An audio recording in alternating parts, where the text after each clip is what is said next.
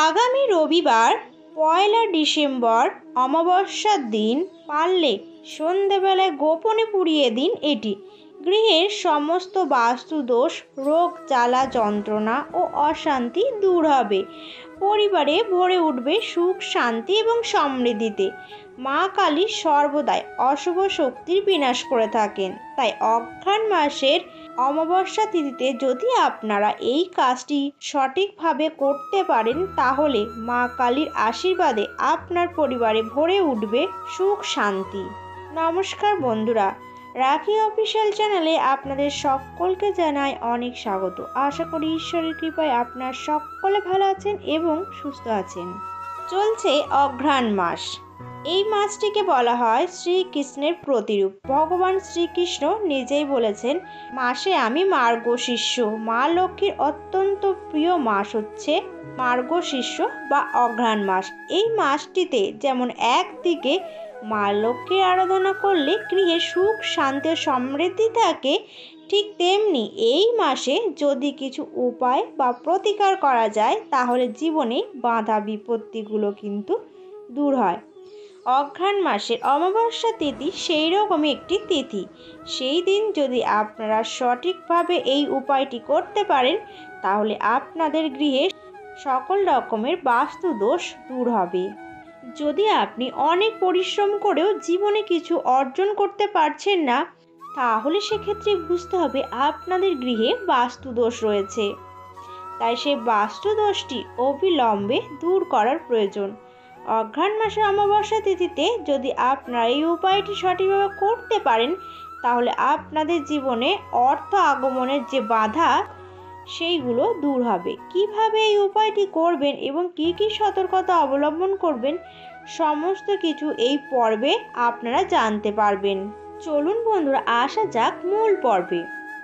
প্রথমে আপনাদের জানিয়ে দিই অঘ্রাণ অমাবস্যা তিথিটি কখন থেকে পড়ছে এবং কখন ছাড়ছে। যদিও পঞ্জিকাতে আগামী রবিবার অর্থাৎ ১লা ডিসেম্বরে অমাবস্যা দেখাচ্ছে, কিন্তু অমাবস্যাটি পড়ছে শনিবার দিন সকাল ৯:৫৪ থেকে, অর্থাৎ আগামী ৩০শে নভেম্বর ২০২৪ বাংলার ১৪ই অঘ্রাণ ১৪৩১ আগামী শনিবার অমাবস্যা তিথি পড়ছে ৯:৫৪ থেকে এবং অমাবস্যা তিথি থাকবে রবিবার ১৫ই অঘ্রাণ ১৪৩১ ইংরাজি ১লা ডিসেম্বর ২০২৪ রবিবার দিন সকাল ১১:১৭ পর্যন্ত। সেই হিসাবে কিন্তু শনিবারের রাত্রি হচ্ছে অমাবস্যার নিশি পালন। তবে অমাবস্যার যে ব্রত উপবাস, সেটি আপনারা রবিবার দিনও করতে পারেন। এই উপায়টি করবার জন্য আপনারা শনিবার সন্ধ্যাবেলা অথবা রোববার সন্ধ্যাবেলায় যে কোনো একদিন এটি করতে পারেন। তার জন্য কোনো রকমের কোনো অসুবিধা নেই, কারণ দুদিন অমাবস্যা থাকছে।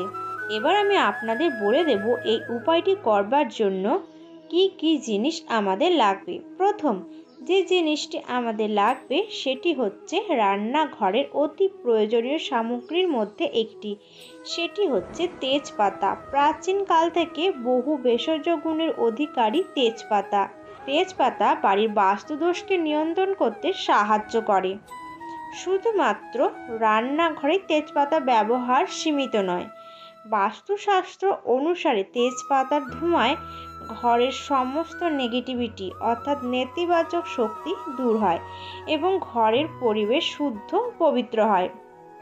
এই উপায়টি করবার জন্য আমাদের লাগবে 7টি নিখুঁত তেজপাতা, তার সাথে লাগবে 5টি নিখুঁত লবঙ্গ।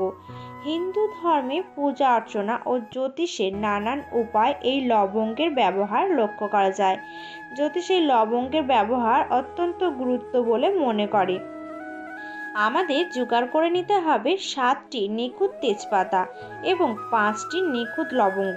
যে লবঙ্গর মধ্যে ডান্ডিটি ও ফুলটি সমানভাবে রয়েছে, তার সাথে আমাদের লাগবে 1 টুকরো বা 3 টুকরো কর্পূর। এই 3টি জিনিসই আপনাদের সকালবেলায় জোগাড় করে নিতে হবে। বন্ধুরা, এই অমাবস্যা তিথিটি অত্যন্ত ফলপ্রদায়ী তিথি। এই তিথিতে স্নান, পবিত্র নদীতে স্নান ও দান করলে অধিক পুণ্য লাভ করা যায়। যদি আপনাদের গঙ্গা স্নান করা সম্ভব না হয় তাহলে সেদিন কিন্তু অবশ্যই ঘরে সামান্য পরিমাণ কর্পূর এবং কালো তিল মিশিয়ে সেই জলে স্নান করবেন এবং স্নান করবার পরে গায়ে গঙ্গার জল ছেটাতে একদমই ভুলবেন না।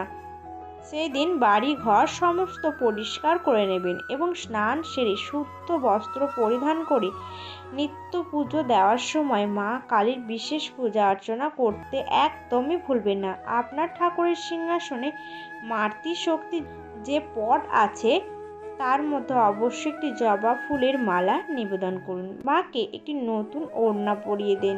আপনার সাধ্যমতো নৈবেদ্য সাজিয়ে দেবেন এবং মায়ের সামনে প্রদীপ, ধূপকাঠি, ধুনো ইত্যাদি জ্বালিয়ে দেবেন। মায়ের চরণের কাছে একটি ছোট্ট ঠাকুরের বাটিতে বা পাত্রে আপনি 7টি তেজপাতা, 5টি লবঙ্গ এবং একটি কর্পূর মায়ের চরণের কাছে রেখে দেবেন। তারপর যেভাবে আপনি নিত্য পূজা ও আরতি করেন ঠিক সেইভাবেই করে নেবেন এবং তারপরে ঠাকুর ঘর ছেড়ে দেবেন। বলে রাখি বন্ধুরা, এই তিথিতে গঙ্গা স্নান এবং দানে অধিক পুণ্য অর্জন হয়। এরপর আমি বলবো সন্ধ্যাবেলার কথা। সন্ধ্যাবেলা যখন আপনি নিত্য সন্ধ্যা দেবেন তখন আপনার ঠাকুর ঘরে ঠাকুরের সামনে যে ফুলগুলি আপনারা নিবেদন করেছেন সে সমস্ত ফুলগুলি আপনি সরিয়ে নেবেন এবং নিত্য সন্ধ্যা দেওয়ার সময় প্রদীপ, ধূপকাঠি ইত্যাদি ধরিয়ে দেবেন। আপনার ঠাকুর ঘরে যদি কোনো ধুনুচি থাকে তাহলে অত্যন্ত ভালো, আর যদি ধুনুচি না থাকে তাহলে একটি পিতলের বা মাটির ধুনুচি নিয়ে সেই ধুনুচির মধ্যে 7টি তেজপাতা, 5টি লবঙ্গ এবং কর্পূরটি জ্বালিয়ে সেগুলি খুব ভালোভাবে পুড়িয়ে নেবেন।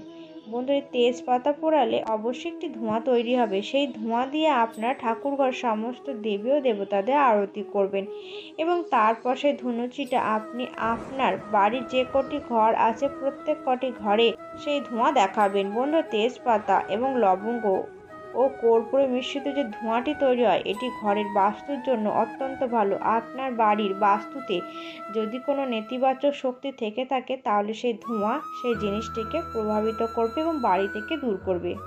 বাড়ির সমস্ত জানলা দরজা বন্ধ করে সেই